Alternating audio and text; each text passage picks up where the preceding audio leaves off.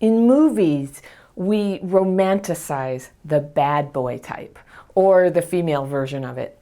And in movies, some magic thing happens and true love wins anyway and everybody changes. But in real life, getting romantically fixated on destructive people who don't care about you or who hurt you and abandon you isn't romantic at all. I'm afraid I know this from experience. There's a moment where you can see yourself doing it. You're about to start throwing away whatever is still good in your life for that sort of Russian roulette experience of going for it with an unavailable person. But if you can still stop yourself, I want to show you a way to turn that ship around. It's really difficult, I know, but your life can turn out so much better than what lies in store for you if you keep following your attraction to the bad boy type. So I got a letter from someone I'll call Kira, and she writes, Dear Anna, in dating, I seem to only be attracted to good-looking bad boy guys who don't really want a relationship with me. I have pretty low self-esteem, even though people tell me all the time how beautiful I am. Literally, strangers stop me on the street. Wow.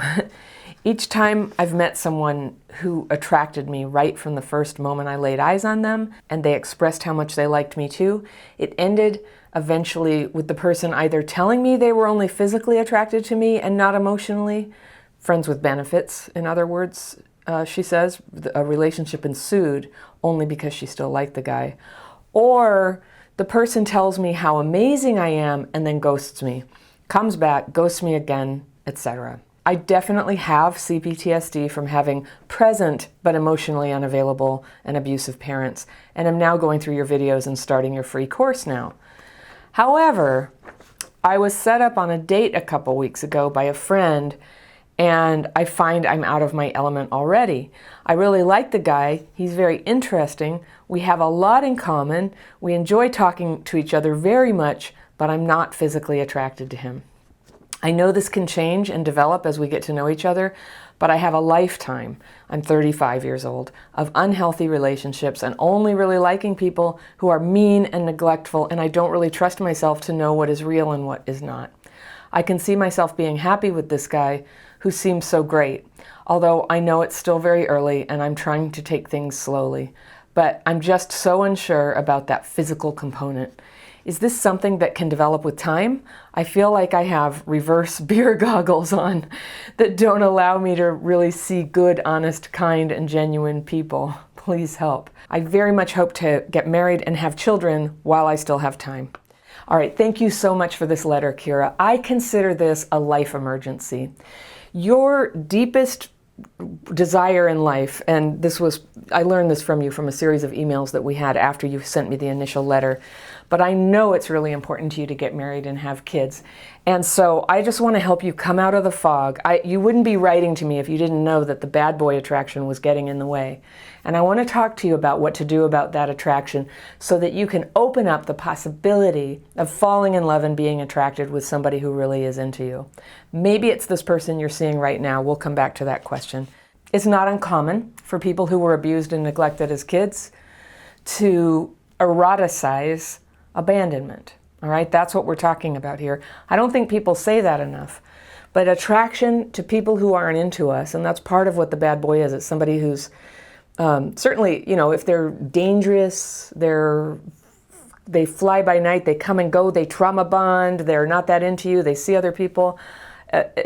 These are sort of the characteristics of the bad boy or the female equivalent. What they're doing is showing you every sign of being a terrible prospective parent with you. Now, they might be somebody else when they're with somebody else. That's a part of their journey. We're not going to be privy to that. What we know is that you are looking for somebody who's going to stick with you, have children with you, be there with you, go through those long nights and long days and long decades, and be there for you when you're sick and rely on you when they're sick. And that cannot be the bad boy. The bad boy doesn't even want that with you. So clearly, I know a lot of people know this intellectually, but we have to make a separation between what's really attractive and what we really want. attraction is not the end-all be-all of who you can be with. But you're right. For marrying somebody, it would be very difficult to be married if there was never a physical attraction, and it's not fair to the other person. That's kind of part of the bargain of marriage, is that there will be this kind of loving attraction and sexual relationship, and a relationship of a certain nature that's just fundamentally different than a friendship, even though over time marriages are primarily a friendship. There's an essence to them that has to do with attraction and falling in love. So I want you to have that. But how does a person change who they fall in love with? How do they change that? It's almost impossible. And I'm not trying to tell you it's hopeless. This is an area of my life that's I've had such healing in, and it's totally turned around. And part of it was because I intellectually turned my mind to the problem of I need to change this, I need to be different. But part of it can't really be addressed on that intellectual level. It can be addressed on the level of habits and the courageous willingness to open up what's really going on in your mind to at least one other person, maybe a group. So I'll detail this in a moment. But that's what it is. If you're unfortunate enough to have inherited an eroticized view of people who abandon you, and that's where people's erotic nature often, it's connected to their primary attachment, right? To the way they connected to their parents. And that evolves into what they consider attractive. And so, yeah, it's a terrible and destructive maladaptation that parents who abandon and reject and withhold approval from and who create danger for their kids, that the child would grow up and consider that attractive. It's one of the big reasons why we see multi-generational trauma, is that if you got raised with that, you end up partnering with that. I mean, this can happen. Many of us transcend it. For a lot of us, it takes time. But you partner with that, you raise kids within that, the kids end up going through all the drama that leads to CPTSD, and they're modeling on that sort of broken relationship structure too. Now, having a healthy relationship, it's always bothered me the way people talk about healthy relationships like it's an island, and all the good people are on the island having these healthy relationships, and some of us are just out in the water dog paddling or drowning.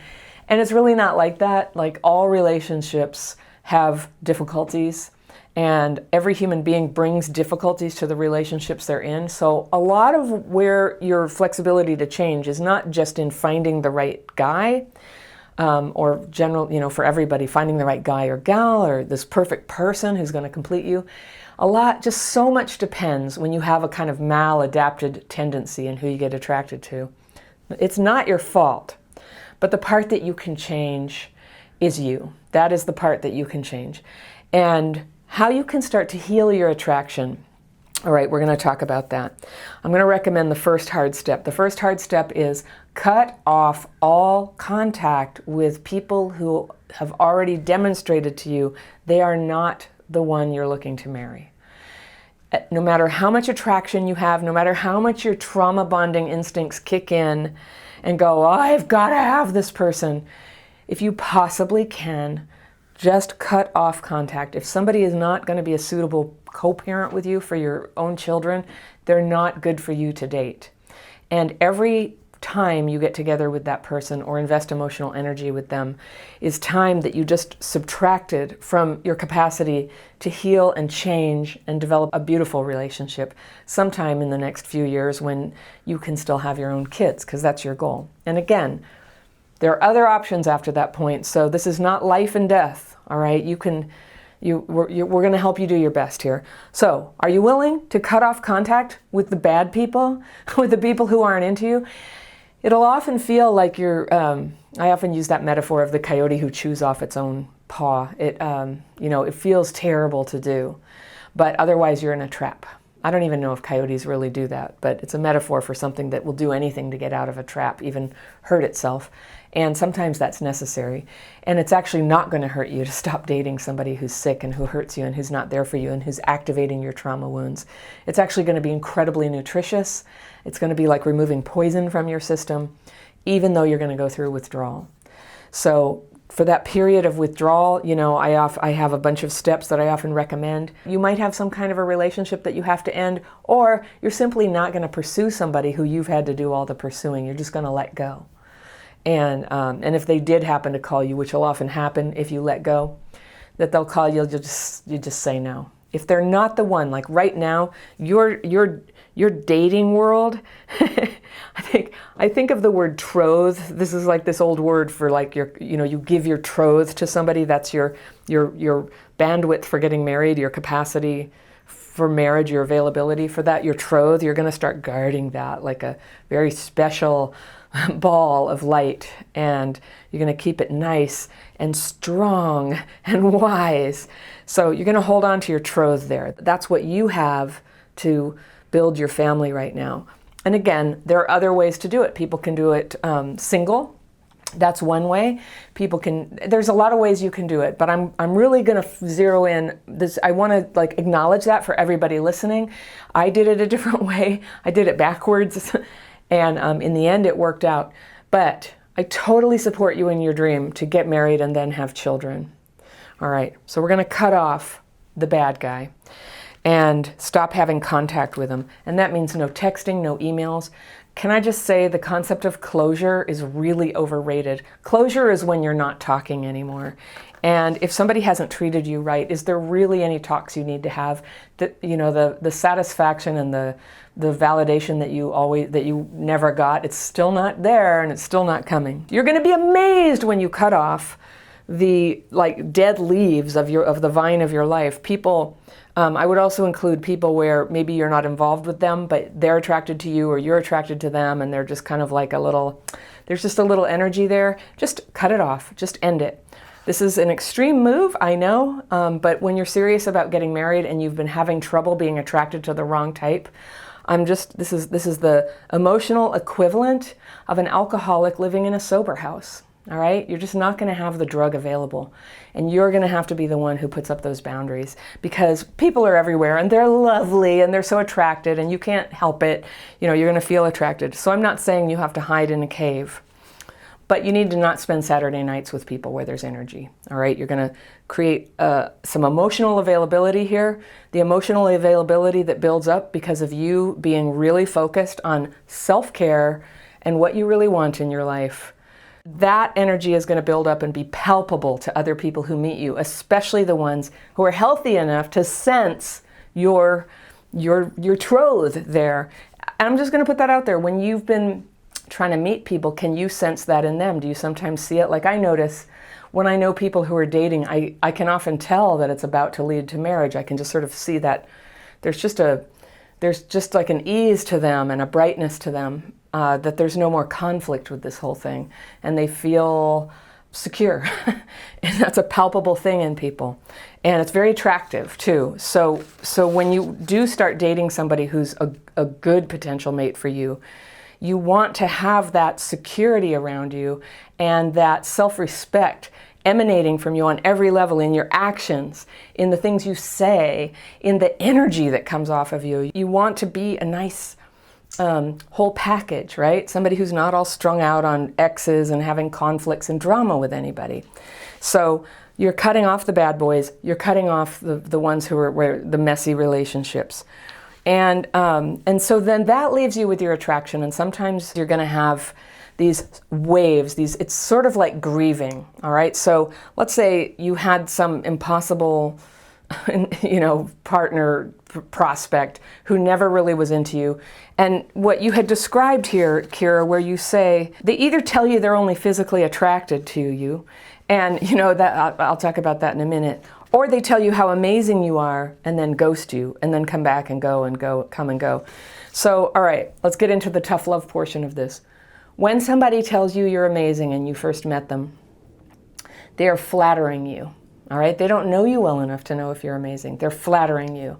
Now that's harmless enough, but if they're flattering you so that they can have a sexual relationship with you, and then they ghost you, and then when they feel like having you in their life or spending the night with you, they flatter you again. You're amazing. You're worthless. You're amazing. You're worthless. It's a booty call. All right, that's just the casual word for that. It's just somebody who's looking for easy, no strings sex. That's what it is. And if what you want is marriage, you cannot clutter up your energy with those people. They don't want the same thing as you, and they're taking that shiny light you've got that's preparing to be different and to change, and burdening it with trauma bonding. So you know about trauma bonding?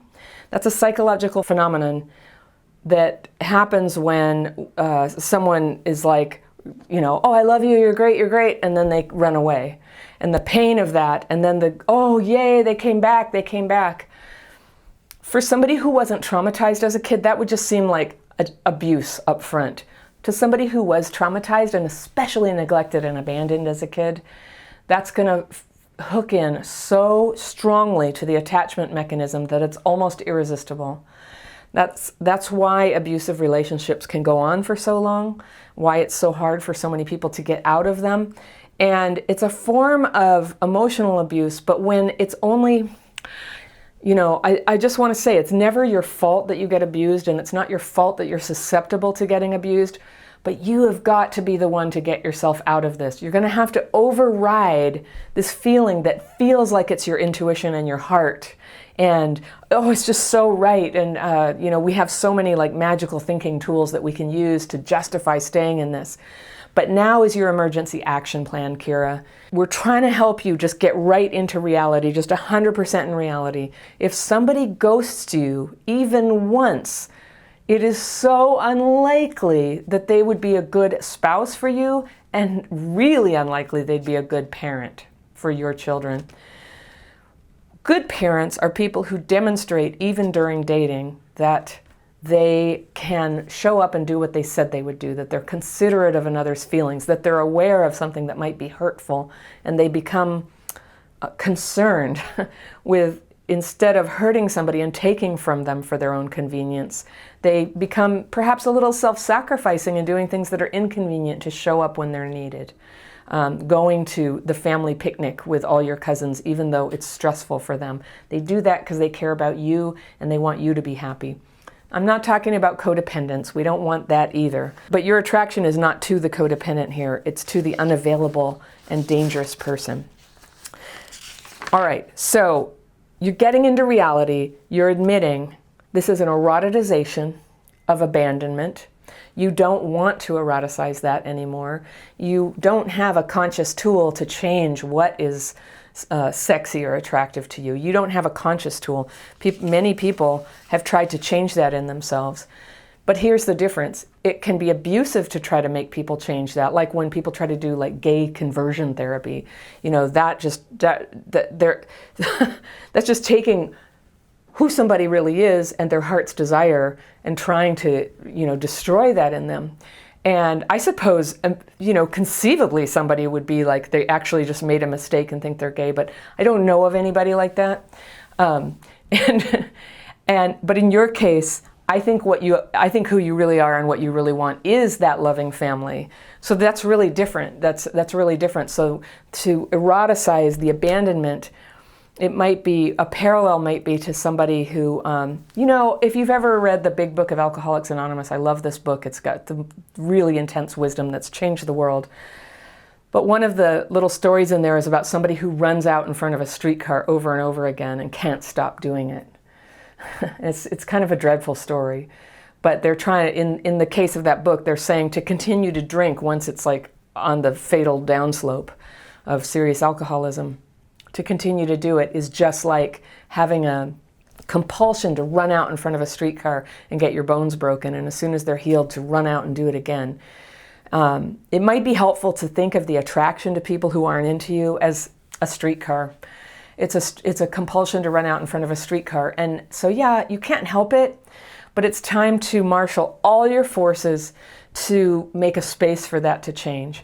So how that can change is through the development of a genuine ability to connect with people. That's not something you're going to be able to do like in one little sitting.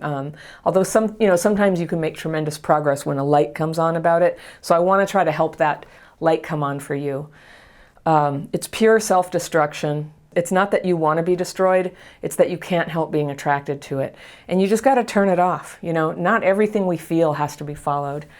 So you turn off the response to it. You just say, oh, here I go again, and treat it like an alcoholic who feels like they want to drink again. What would they do? Well, they might get to a meeting. They might connect with a friend. They might remove themselves from the situation. And these are all things that you can do. You need a serious plan for how you're going to deal with it when the temptation comes, when somebody like this texts you, or you meet them at a party and you can just tell right away. Another thing you can do is you can write down what you really want. You've heard me say this in other videos, but I notice that people with CPTSD often have a great vagueness around what they really want and who would be an ideal partner for them. And I think that's because hoping for what they really want has been like beaten out of them through bitter experience. So let's come back from that, all right? Let's bring that back. Let's bring back your true ideal for what you want and start to invest hope and intention into that this is what you can have and this is where you do want to go. And what that means is you're going to eliminate people who are not that. You're going to have a criteria when you're dating or meeting people, you know, in just going about your life. You're going to have a criteria for knowing if there's somebody you should consider even having coffee with.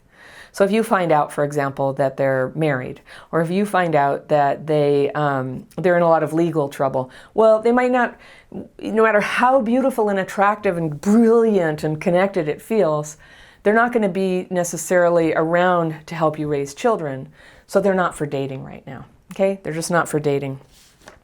And so you stay out of that. So the first part is about that sort of abstinence from this kind of person.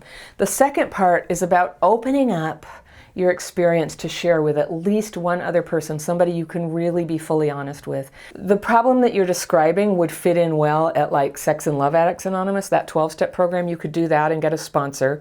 And if you went that route, I would encourage you to go to meetings that were maybe like, for you, same gender, so that you're not around people where there's going to be attraction complicating anything for you, you know, to focus there and to get, go get the strongest sponsor you see. A lot of people come into 12-step recovery and they're a little ambivalent about how much they want. But if you're on your emergency plan of action, go to as many meetings as you can and then find out who's sponsoring. And you might feel intimidated to go for the strongest sponsor, but look for the person who sponsors a lot of other people who themselves has what you want and ask them to be your sponsor. See what you can do. It's so helpful to have a peer who's experienced in trying to walk through these problems and recover from them.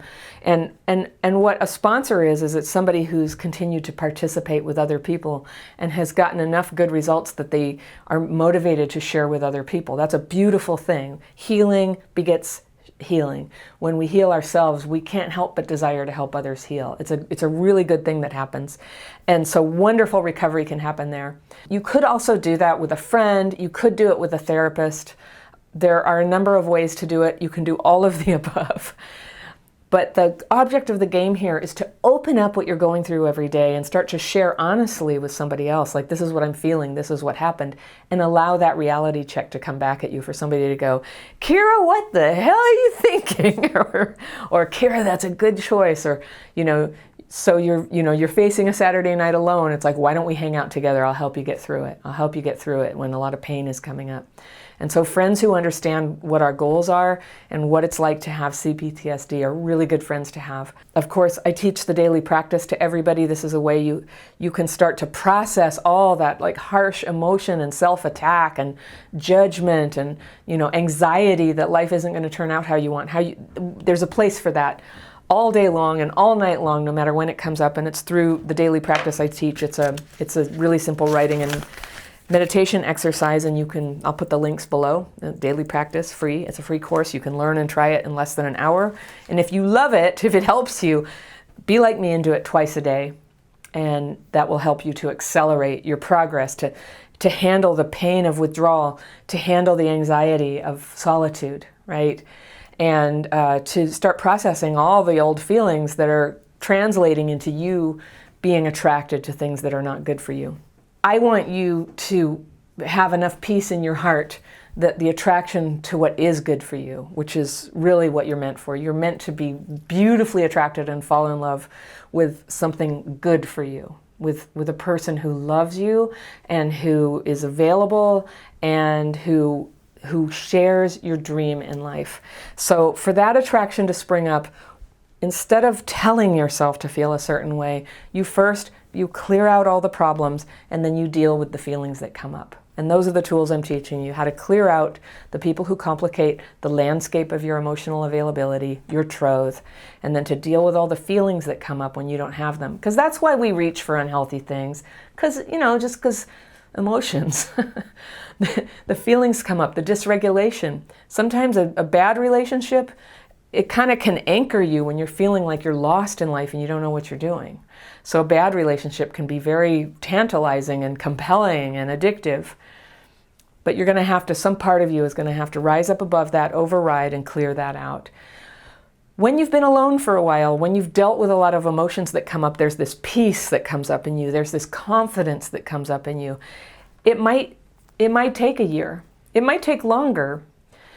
But if you don't want it to take forever, and you definitely want to move forward in your life, I would just say take this seriously. Take it as an emergency plan of action to help you stop doing what you hate and make room for what you love.